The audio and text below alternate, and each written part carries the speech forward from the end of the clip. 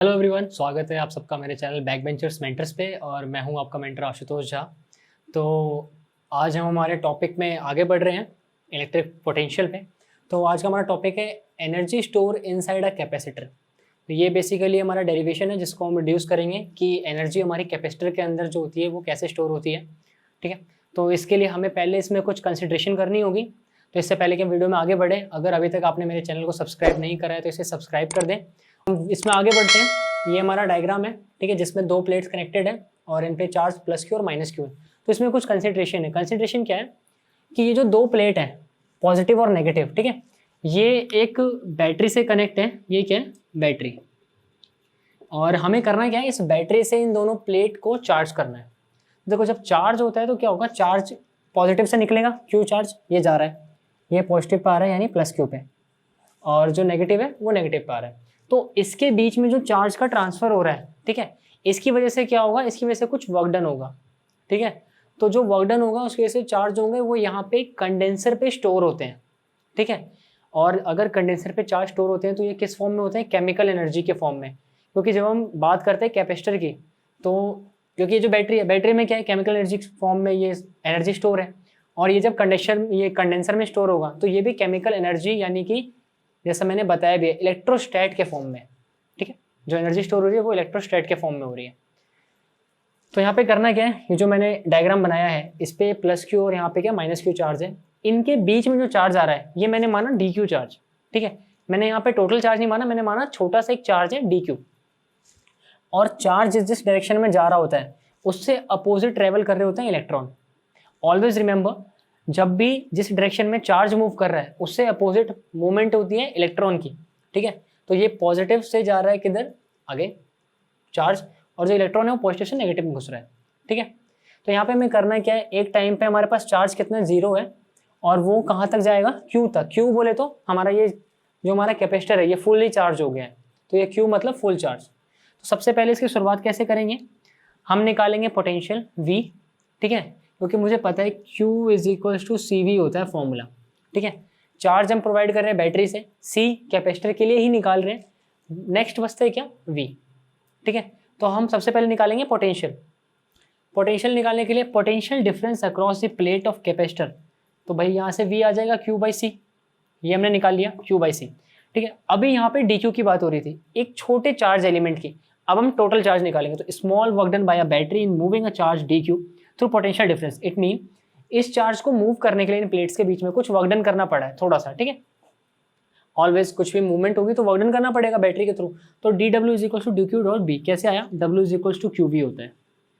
ये हमने पहले पढ़ा है हमारे वीडियोस में, अगर आपने नहीं देखा है तो आप मेरी प्लेलिस्ट में जाकर चेकआउट कर सकते हैं। तो dW = dQV। अब यहाँ पे जो ये Q है एक्चुअली में वेरिएबल तो यही है, पोटेंशियल तो कांस्टेंट है, दिक्कत ही नहीं, क्योंकि उससे तो चार्ज हो ही रहा है। हम यहाँ V में छेड़खानी नहीं करेंगे। ठीक है, छेड़खानी क्या, V हम ऑलरेडी निकाल चुके हैं, पुट कर देंगे। dW = Q/C dQ। 1/C constant है कैपेसिटेंस, क्योंकि ये कैपेसिटेंस उसकी कैपेसिटी है जो कांस्टेंट रहेगी। हम निकालेंगे टोटल वर्क डन, Q 0 से जब तक वो फुल्ली चार्ज ना हो जाए। ये डिस्चार्ज स्टेट है 0 और Q क्या है? Charge state. तो dW का इंटीग्रेशन = 1/C 0 से Q dQ।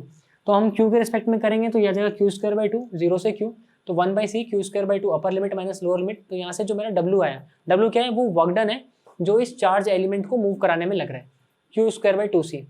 तो बेसिकली ये जो आया है ये है क्या? This work done is store in capacitor as electrostat. मैंने जो शुरुआत में बात करी, कंडेंसर में एनर्जी स्टोर हो रही है, जो भी चार्ज मूव कर रहा है from positive to negative as a positive ray, जो भी इससे बैटरी से निकल के मूवमेंट हो रही थी चार्ज की, as a chemical energy store हो रहा था।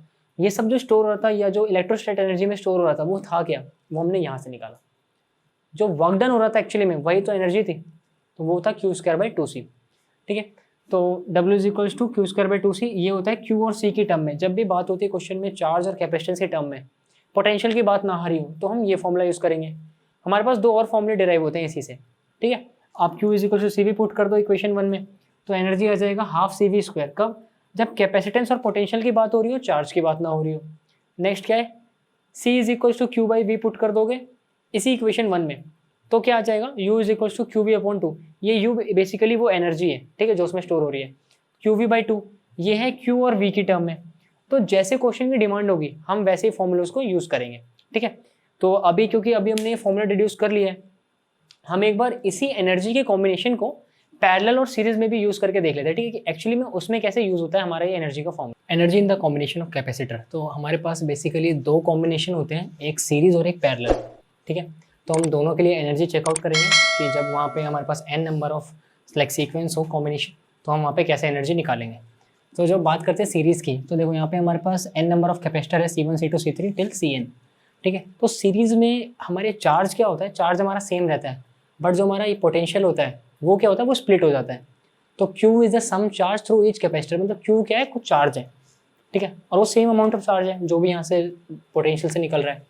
तो अगर मैं एनर्जी की बात करूँ तो एनर्जी क्या आएगा, U1 is equal to Q upon 2C1, ठीक है, क्योंकि चार्ज तो कांस्टेंट है, कैपेसिटेंस चेंज होगा, तो Q स्क्वायर अपॉन 2C1। ये चीज़ हमें डिसाइड करनी है एक्चुअली में कि आपको कौन सा कॉम्बिनेशन यूज़ करना है, Q और C, है ना। मैंने यहाँ पे क्या यूज़ करा है वो है Q is equal to Q square upon 2C, और मैंने जैसे अभी थोड़ी देर पहले आपको बताए थे 3 पॉइंट बताए थे कि आप कैसे कैसे अलग अलग कॉम्बिनेशन में इसको यूज़ कर सकते हो एज पर क्वेश्चन नीड, ठीक है।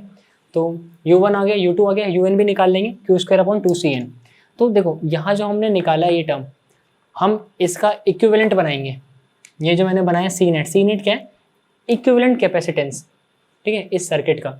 तो यहाँ से चार्ज आ रहा है Q और ये इसका सी नेट हो गया, पोटेंशियल V। तो इससे इक्वेशन आ जाएगी चार्ज की, क्या बोले तो energy, unit is equal to Q square upon 2C net, ठीक है। नेट बोले तो इसका नेट है वो, ठीक। तो यहाँ से हमारे पास इक्वेशन क्या होती है, 1 upon C net is equal to 1 upon C1 C2 C3 CN तक जा रहा है ये, ठीक है। और इसमें चार्ज जो है इसका मल्टीप्लिकेशन है Q square by 2C, Q square by 2, ठीक है, क्योंकि 1 अपॉन C नेट तो हमारे पास है, ये 1 अपॉन C नेट ये होता है यूनिट निकालने के लिए। अगर मैं इसको लिखूँ Q square upon 2 into 1 upon C net, ठीक है, तो मैंने एक्चुअली में यही करा यहाँ पे 1 अपॉन C नेट की वैल्यू लिखी और Q स्क्वायर बाई 2 कर दिया, ठीक है, मल्टीप्लाई करा, सब में मल्टीप्लाई कर दिया, इधर भी मल्टीप्लाई हो गया। तो मल्टीप्लाई करके ये हो गया यूनिट और ये U1 U2 U3 till UN। तो ये आया मेरा किसके लिए, सीरीज़ के लिए, क्या एनर्जी कॉम्बिनेशन, ठीक है, कैसे energy of combination the capacitor, कौन सा कॉम्बिनेशन, सीरीज़ में। तो ये सीरीज़ का आ गया। बात करते हैं पैरेलल की। पैरेलल में क्या होता है, हमारे पास पैरेलल में कैपेसिटर जुड़े हुए हैं, ठीक है, C1 C2 C3, और ये एक पोटेंशियल V है। तो इसमें हमारा पोटेंशियल हमेशा कांस्टेंट रहेगा। स्प्लिट क्या होता है, चार्ज, यहाँ से जो चार्ज जा रहा है ये चार्ज यहाँ पे Q1 Q2 Q3 till Qn क्या हो जाएगा, सेपरेट हो जाएगा। तो यहाँ पे मेन पॉइंट क्या है, जो पोटेंशियल होता है VAB, ये ऑलवेज कांस्टेंट, यानी ये V के इक्वल होगा। तो V is sum potential across each capacitor, मतलब हर कैपेसिटर के अक्रॉस V जो है वो फिक्स कैपेसिटर है, इसमें कोई चेंज नहीं आएगा। चेंज आएगा किसमें, चार्ज में। हम बात करते हैं एनर्जी की। एनर्जी में क्या होगा, U1 equal to half CV square. यहाँ पे भी हमारा चेंज कैपेसिटेंस में, लेकिन साथ में किसके, पोटेंशियल के। हम वेरिएबल तो यूज़ कर रहे हैं कैपेसिटेंस, एनर्जी तो कैपेसिटेंस की निकाल रहे हैं। हमने साथ में कांस्टेंट क्या लिया है, यहाँ पे पोटेंशियल कांस्टेंट था, पोटेंशियल लिया, यहाँ पे चार्ज कांस्टेंट था, चार्ज लिया, ठीक है। अगर आप ध्यान से देखोगे तो ये दोनों जो चल रहा है ये बिल्कुल सिमिलर चल रहा है, सीरीज और पैरेलल में, ठीक है। यहाँ पे हमने एनर्जी निकाली U1 U2 U3 half CV square के हिसाब से, half C1 V square, half C2 V square, half CN V square, ठीक है। ये हमने क्या निकाला, सी नेट। ये सी नेट आया इसका इक्विवेलेंट, ठीक है, किसका, इसका इक्विवेलेंट है ये। तो आपने इक्विवेलेंट निकाल लिया, यूनिट आ गया half C net V square. अभी क्योंकि हमें सी नेट पता है क्या होता है, तो हम सी नेट जो भी है उससे मल्टीप्लाई कर देंगे V स्क्वायर बाई 2 को, ठीक है। तो ये C1 plus C2 plus C3 till CN into कर देंगे V स्क्वायर बाई 2 को, और यहाँ पे एज इट इज लिख देंगे half C net V square, जो कि हमारा क्या होता है, एनर्जी होता है। और ये जो हमने बनाया यहाँ पे मल्टीप्लिकेशन करके, ये भी सेपरेटली क्या है, U1 U2 U3 till UN। तो अगर हम इसका लास्ट आंसर देखें तो ये और ये दोनों सेम आ रहा है। In both the cases as we can observe unit is क्या है, कॉमन है, सेम है। तो ये दोनों हमारे इक्वल होते हैं किसके, टोटल एनर्जी यानी कि नेट एनर्जी के। तो नेट कैपेसिटेंस ऑफ कैपेसिटर, हम कह सकते हैं कि जो दोनों में, चाहे वो सीरीज हो या पैरेलल हो, जो भी एनर्जी स्टोर हो रही है वो क्या होती है, हमेशा सेम रहती है। तो आज की वीडियो में सिर्फ इतना ही। आगे हम बात करेंगे एनर्जी डेंसिटी की हमारी नेक्स्ट वीडियो में।